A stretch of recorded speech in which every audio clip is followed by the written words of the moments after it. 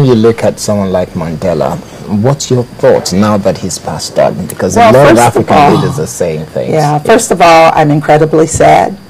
I fought back tears many, many times over the past couple of days because Mandela was owned by all of us. The South Africans gave us a gift.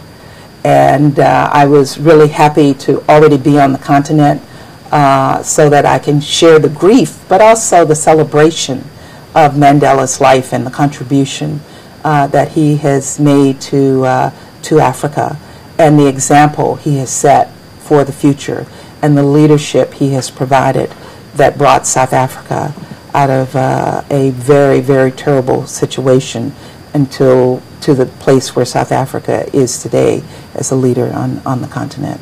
So I can only say we need more Mandelas. We need more of that kind of leadership, and we need more of those examples. Have you had any interaction with him in your years of service in the Foreign Service? You know, I met him one time, and I still remember the experience. I was actually in Pakistan, serving as a Foreign Service officer, and Mandela came to Pakistan.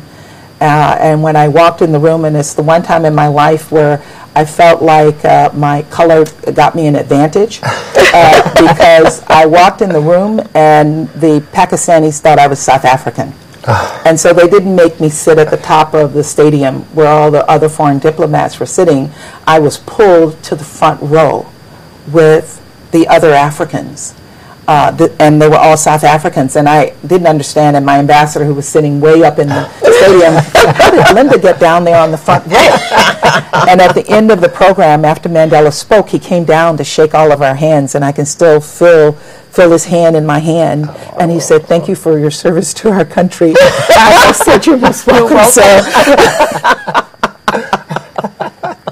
Well, that is good. That was my only experience with him, but of course his example has impacted all of us, and will always be a memory, a positive memory for all of us. But I can't but mention the fact that once upon a time his organization was regarded as more or less a terrorist organization, the ANC. By the South African government and also by the United States government.